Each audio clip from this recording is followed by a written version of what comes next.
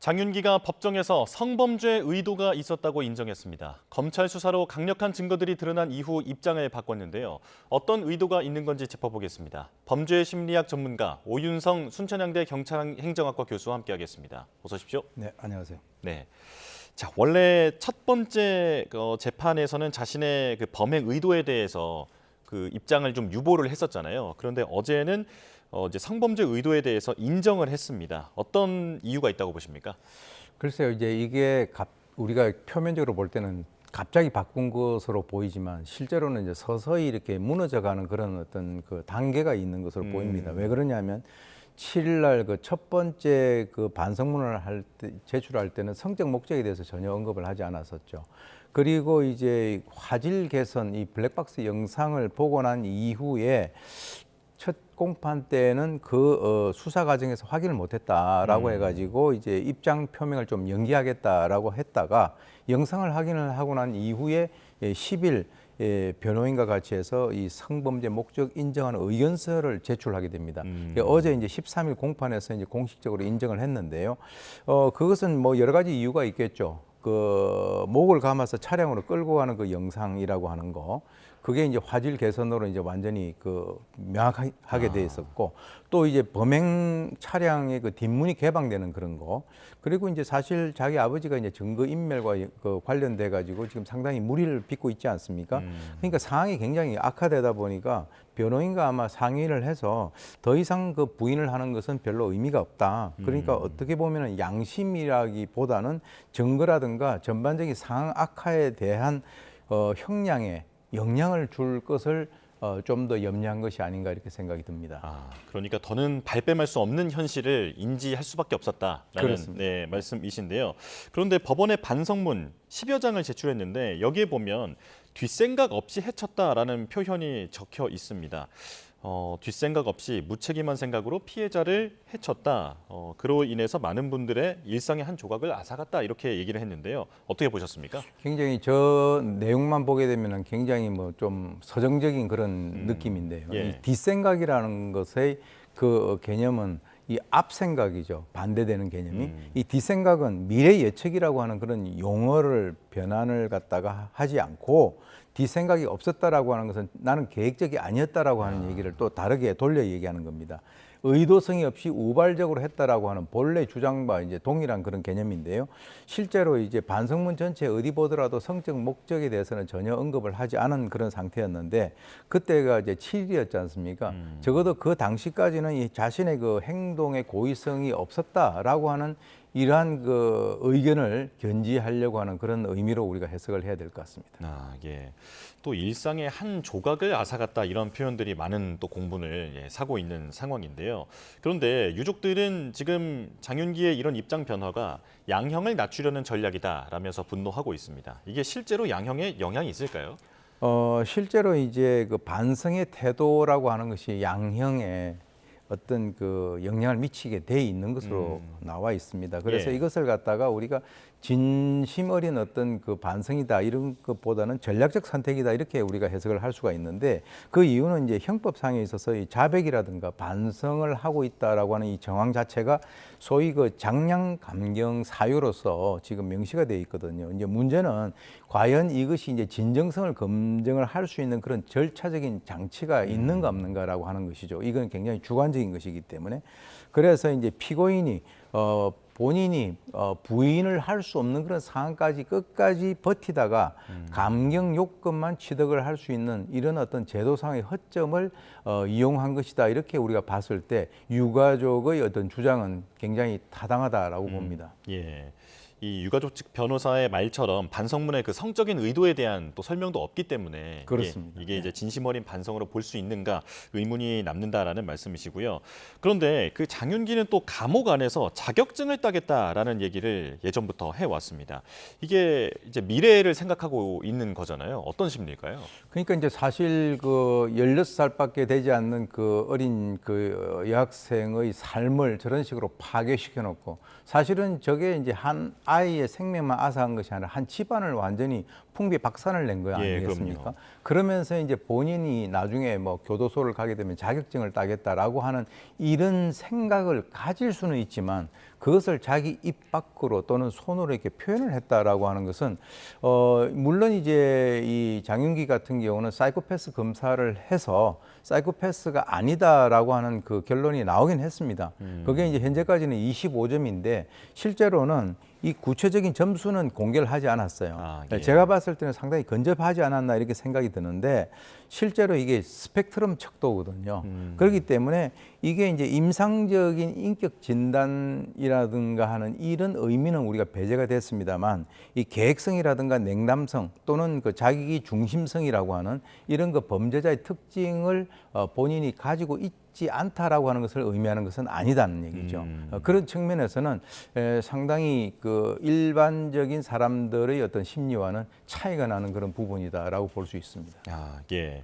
자, 그렇다면 이제 경찰 문제로까지 번진 상황에 대해서 짚어보겠습니다. 현직 경감인 장윤기의 아버지가 아들의 성범죄 물증을 직접 폐기했다라는 사실이 드러났고 그 동료들도 그것에 가담한 것으로 지금 수사 결과 조금씩 드러나고 있는 상황인데요. 왜 이런 일이 벌어졌을까요? 그것은 이제 일단 이 장윤기의 그 아버지라고 하는 그 개인이 가지고 있는 그 어떤 직업관, 네. 윤리관 이게 이제 어느 정도 뭐 우리가 봤을 때는 문제가 상당히 있다.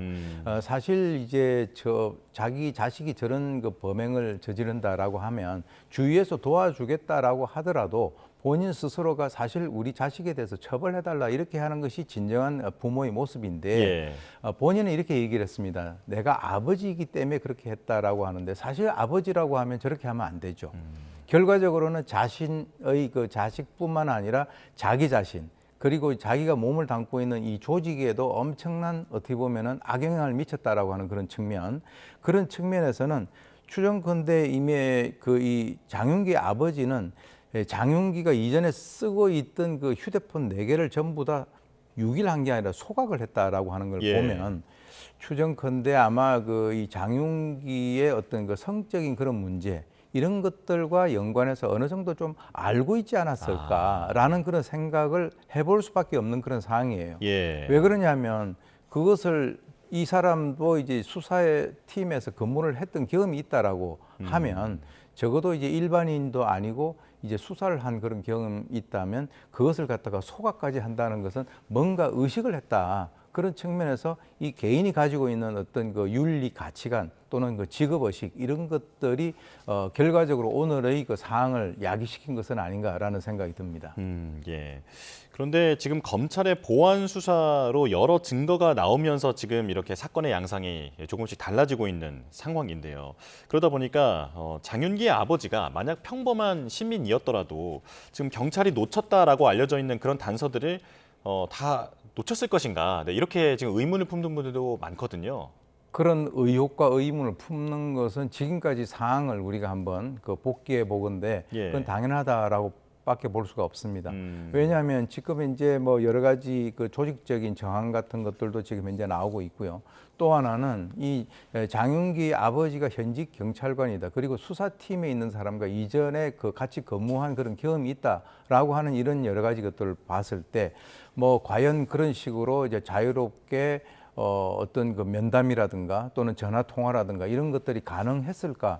저는 개인적으로 봤을 때는 보통 사람들은 불가능할 것이라고 봅니다. 예. 그런데 이제 그런 것들이 이제 어떻게 보면 편의 차원에서 이루어진 것을 넘어서 증거 인멸까지 이제 지금 연관이 되고 있지 않습니까? 예. 그리고 이제 이 장윤기 아버지에 의한 증거 인멸뿐만 아니라 수사팀에 의한 증거 인멸까지도 현재 지금 드러나고 있는 그런 상황이기 때문에 적어도 이 사람의 어떤 직업이 현직 그 경찰관 그리고 이제 경감이라고 하는 그 어떤 조건을 우리가 고려하지 않는다라고 한다면 저런 상황이 발생될 수 있는 가능성은 굉장히 낮다, 거의 불가능하다라고 볼 수 있습니다. 네, 그러니까 정말 정상적으로 수사를 했다면 놓칠래야 놓칠 수가 없는 증거들이었기 때문에 지금 이것을 경찰의 수사 역량과 연관지어서 이해하는 것보다는 다른 동기를 이제 보는 게 합당해 보이는데요.